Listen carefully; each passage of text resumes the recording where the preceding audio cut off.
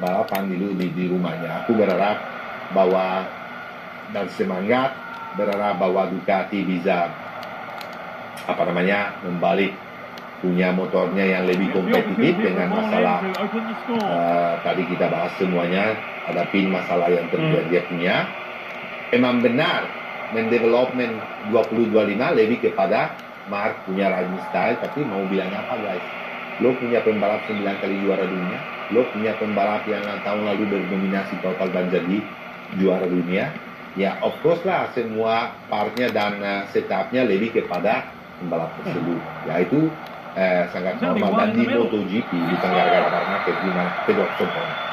Sekarang aku mau loncat bicara sedikit soal KTM, karena prestasi KTM itu kemarin itu semuanya prestasi itu gara-gara punya pembalap yang super. Tapi pembalap yang super di mana balik kompetitif, kalau kecepatan itu lumayan kencang kemarin. Aku lihat bukan cuma Pedro Costa tapi Enea Bastianini di lurusnya itu mereka nggak kalah sama kayak di Guyana di mana kemarin itu dimakan habis-habisan. Mereka balik lagi ke aerodinamik dan setup dan sebelumnya. Dan Pedro Costa itu adalah pembalap yang sangat gentleman dan sangat rendah hati. Kemarin dia berterima kasih dengan kerjaannya Enea Bastianini karena dia bisa copy paste beberapa setup dari Enea dan dia jadi kencang sekali di main race kemarin. Itu nggak semua pembalap itu buka hati dan bilang kayak begitu loh. Nggak gampang, biasa pembalap itu adalah binatang semua yang dimana mereka nggak mau terbuka dan nggak mau berterima kasih dengan yang lain. Berarti ya kenapa Enea Bastianini kemarin juga kencang sekali itu harus tahu kenapa. Enea yang 2 race pertama dia nggak punya sama sekali partnya yang boleh dipakai oleh Pedro Costa, dan itu masuk akal kenapa KTM semuanya diberikan ke Costa dulu, karena memang dia itu adalah paling kencang. Itu adalah peraturan dan logika dari MotoGP team dan masuk akal. Kemarin diberikan kepada Bastianini, ya par juga dites dan bagus dari Pedro Costa di mana langsung bisa performa. Tapi jangan lupa ya guys, Bastianini di Amerika udah pernah menang dan adalah salah satu track favorit dia. Dan mentalnya dia lagi naik juga. Jadi nanti kita bahas kenapa. Jadi jadi berharap bahwa KTM juga tetap mensponsor dengan barang-barang dengan inovasi juga Enea Bastianini. Kenapa dia harus lakukan itu? Karena kalau 2 pembalap berprestasi itu datanya lebih bagus, lebih banyak dan improvement bisa lebih bagus, dan kita bisa saksikan mungkin seperti tadi saya bilang bukan cuma Ducati dan Aprilia tapi KTM udah mendekati gap tersebut.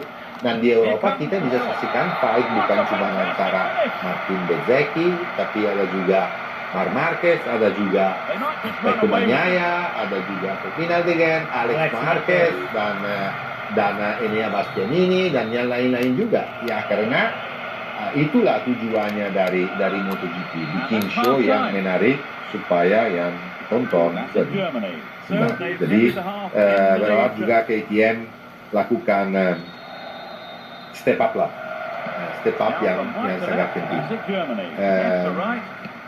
Dua lagi hal yang saya mau bahas di sini yang sangat menarik adalah apakah penting benar winglet yang di belakang? Penting nggak? Karena kemarin waktu awal-awalnya antara Pedro Acosta sama Marco Bezzecchi ada tabrakan yang sangat bikin takut ya. Di mana Marco Bezzecchi bagian kanan itu wingletnya hilang. Bagian kiri. Wingletnya Bezzecchi berarti bagian kanan Bezzecchi ya hilang. Tapi orang bilang waduh sekarang wingletnya hilang, itu prestasi nggak bisa bagus. Sama sekali nggak bisa, dia kabur jauh banget dan sangat sempurna dan beautiful di Jadi penting nggak? Ya. Orang bilang wah Ducati copy paste Aprilia, dia taruh winglet di belakang kakinya, sekarang direndam. Ya, penting nggak tuh? Intinya kalau winglet depan ya. Tapi yang di belakang itu ya minimal ya. Mereka lebih kepada mengatur flow anginnya, tapi kalau bikin bedanya sampai 0,1 0,2 itu nggak ada sama sekali. Dan itu nomor satu. Nomor dua yang saya mau bahas lagi adalah bahwa banyak orang kan juga bukan cuma dari Indonesia, dari luar negeri bilang itu, oh tapi sekarang bahaya untuk Aprilia karena Martin sama Bezzecchi sangat ketat mengeribut gelar dunia ini. Pasti Aprilia karena Martin akan pergi dari Aprilia mensupport total full Marco Bezzecchi untuk jadi juara dunia. Salah. Massimo Rivola kemarin bikin statement yang sangat cerdas dan penting. Dia bilang, kalau mereka masih fight dengan nilai terlalu jauh satu sama yang lain sampai race terakhir pula, kita akan support dua-duanya 100%. Kalau salah satu pembalapnya di atas jauh sekali dengan nilai dari yang lainnya, dan yang lainnya udah gak punya kesempatan karena matematika bilang bahwa dia udah di luar, udah nggak bisa kejar lagi. Oke lah, pastilah kita memfavoritkan pembalap yang ada di depan. Dia bilang pembalap yang ada di depan. Dia nggak bilang Marco Bezzecchi atau Jorge Martin. Untuk Aprilia, tujuan utama, my friend, adalah jadi juara dunia. Karena dia belum pernah, jadi apapun istilahnya kitchen and sink semuanya yang penting jadi juara dunia. Mau Jorge Martin, mau Bezzecchi, mau Ogura, mau Fernandez, ataupun siapapun juga yang penting dia jadi juara dunia dulu. Itu intinya. Itu adalah konsepnya balapan sebetulnya guys ya. Untuk brandnya itu adalah apa namanya yang penting adalah jadi juara dunia. Sekarang aku mau bicara sedikit juga karena kita harus dengan Fabio Gian Antonio karena dia adalah tingkatan nomor 4 klasmen sementara dan bagus banget bro. Kita bisa bilang konsistensi Fabio sekarang juga, dia itu semangat